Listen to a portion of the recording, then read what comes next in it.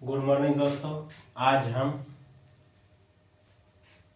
RS. Agarwal chapter 1 यानी अध्याय 1 से टाइप नंबर 5 से विभाजिता की जांच को लाए हैं, जो कि इसके पहले 2 वीडियो बना चुके हैं। उसमें पहला वीडियो में 1 से 5 तक विभाजिता की जांच, दूसरा में बनाए हैं 5 से 9 तक विभाजिता की जांच। अब एक वीडियो और इसमें बचा हुआ है, जो कि ला रहे हैं 10, 11, 13 के विभाजिता की जांच के बारे में हम बताएंगे।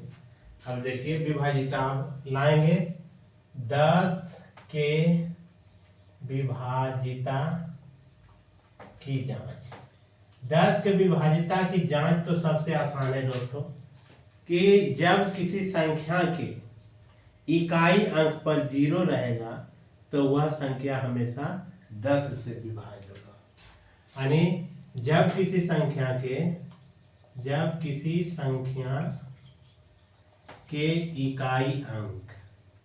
इकाई अंक क्या होगा?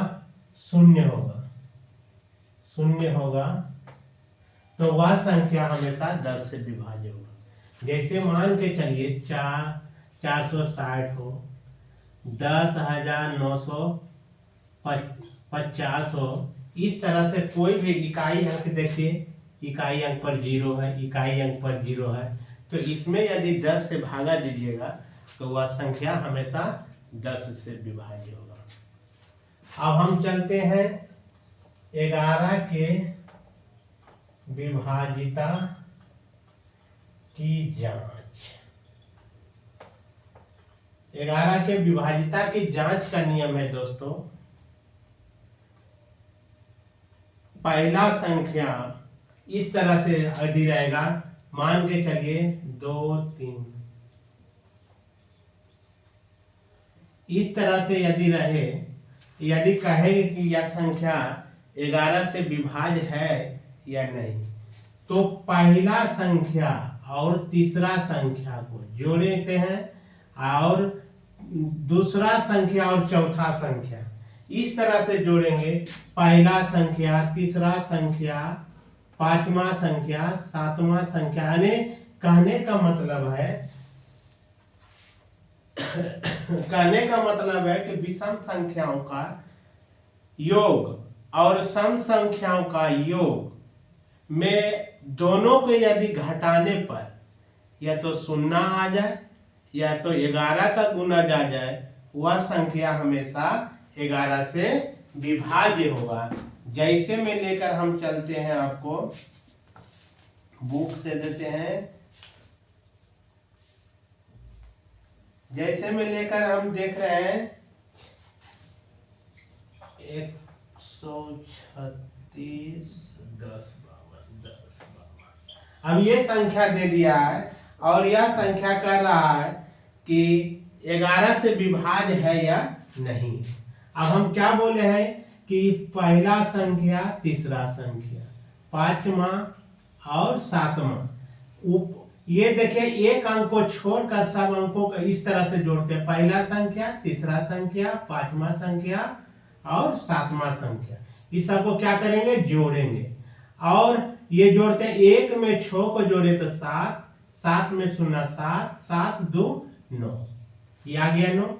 अब देखिए इस तरह से ये जुटेगा दूसरा, चौथा और छठा। 3 में 1 जोड़े तो 4, 4 में 5 जोड़े तो 9। दोनों संख्या को जोड़ने पर आ रहा है 9। हम बोले हैं कि दोनों संख्या को जोड़कर उसमें घटाएंगे तो या तो उसका घटाव 0 आए या तो 11 का गुना जाए, तो वह संख्या हमेशा 11 से विभाज्य होगा। देखिए यहाँ दोनों को जोड़कर हम लाए हैं तो यहाँ 0 आ गया है। निश्चित रूप से ये संख्या जो होगा 11 से विभाज्य होगा। नहीं तो देख लीजिए, अब देखिए हम 11 से भागा दे रहे हैं। 11 को एक बार लगाए, उतर गया 11 दूना 22, उतर गया 4, 11 तिया 33, 7 उतरेगा 10, 1, 11, 8, 3, 8 उतर गया उसके बाद शून्य उतरेगा, 11 7 77, उतर गया 3, आ जाएगा आपका 5, 11 3 33, उतर गया 2, उतरेगा 2, देखो 11 दूना 22। देखिए यह संख्या पूरा पूरा कट गया है, यानी पहला संख्या, तीसरा संख्या, पांचवा संख्या, सातवां संख्या, नौवां संख्या, 11वां, 13वां, इस तरह से रहेगा। एक विषम और एक सम को दोनों को यदि जोड़कर उसमें घटाकर हम देखेंगे, यदि उसका घटाव 0 हो या तो 11 का गुणज हो, वह संख्या हमेशा 11 से विभाज्य होगा। अब एक और एग्जाम्पल लेकर हम देखते हैं। एक एग्जाम्पल और लेकर देख रहे हैं। आपका आ गया 10 86 41 95। अब ये संख्या दे दे और पूछे कि यह संख्या 11 से विभाज्य है या नहीं। अब हम अभी बताए हैं दोस्तों कि विषम संख्या और सम संख्या का योग करके हम देखेंगे और उसमें क्या करेंगे, घटाकर देखेंगे। यदि घटाव में 0 या तो 11 का गुना जाएगा तो वह संख्या हमेशा 11 से विभाज्य होगा। अब देखिए हम यहाँ क्या कर रहे हैं, देखिए ये हो गया पहला स्थान, तीसरा, पांचवा और सातवां। अभी सबको क्या करेंगे, जोड़ेंगे। 1 जोड़ 8 जोड़ 4 जोड़ 9। अब इसको जोड़ेंगे, 8 1 9, 9 4 13, 13 में 9 जोड़ेंगे तो आ जाएगा 13 9 22। 22 आ गया। अब देखिए, अब ये तो आ गया। अब सम संख्या में देखेंगे 0 6 1 5, 0 जोड़ 6 जोड़ 1 जोड़ 5। अब इसको देखकर 6 1 7 7 5 12, ये आ गया 12। अब हम क्या बोले हैं कि दोनों संख्याओं का जोड़ करके उसके बाद उसमें हम घटाएंगे। अब देखिए इसको क्या करेंगे, हम घटाएंगे।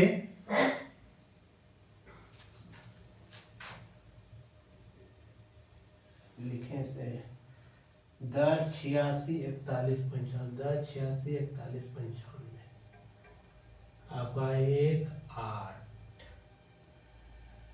9 9 4 13, 13 9 22, 13 9 22, 7 5 12। हाँ यहाँ देखिए, अब हम घटा कर देख रहे हैं दोस्तों, तो यहाँ देखिए क्या आ रहा है, 10 शेष आ रहा है। 10 शेष आ रहा है तो यह संख्या 11 से विभाज्य नहीं होगा। 11 से विभाज्य नहीं होगा। 11 से विभाज्य होने के लिए हम बता दिए हैं कि क्या करेंगे, विषम संख्या और सम संख्या का दोनों का योग करेंगे और घटाकर देखेंगे। यदि उसका घटाने पर क्या आ जाएगा, 0 आएगा या तो 11 का गुणज होगा, वह संख्या हमेशा 11 से विभाज्य होगा। अब देखिए इसको हम करके देख रहे हैं तो देखिए 10 से सारा, इसका मतलब ये नहीं कट रहा है। इसको हम आपको चेक करके भी दिखा देते हैं कि यह संख्या 11 से विभाज्य है या नहीं।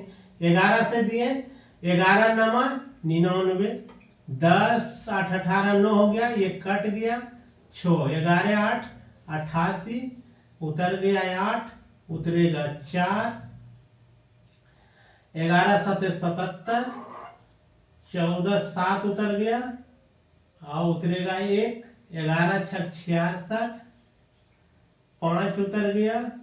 अब की बार आएगा 9, 11 5 55, उतर गया 4 और उतरेगा 5, 11 4 44। देखिए यह पूरा पूरी नहीं कटा है। जब भी फॉलो क्या करेगा,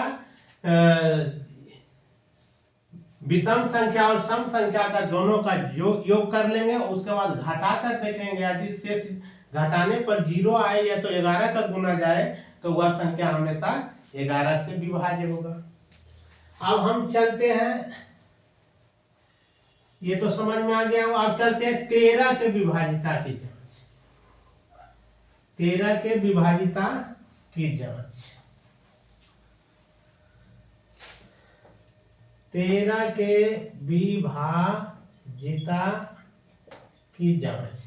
अब देखिए 13 के विभाजिता की जांच, जब कोई संख्या लगातार 6 बार आए, 7 वाला जो बताए हैं वही नियम यहाँ फॉलो करेगा। जब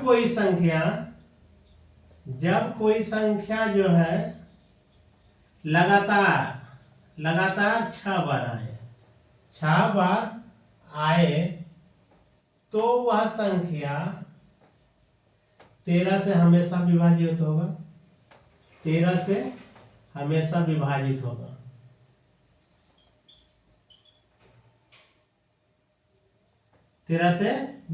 होगा। अब देखिए लगातार 6 बार, यानी 5 5 5 इस तरह से भी रहेगा। देखिए 3, ये 6 जो है यह संख्या हमेशा 13 से विभाज्य होगा। और वो आपको वो नियम भी बताए कि जब कोई संख्या लगातार 6 बार आएगा तो 7 से भी विभाजित होगा। यही याद रखना है कि जो संख्या 7 से विभाजित होगा वही फॉलो करेगा 13 से। 7 और 13 दोनों का एक ही फंडा रहेगा। अब देखिए 7 वाला तो हम बता दिए थे, 13 वाला आपको चेक करके दिखाते हैं।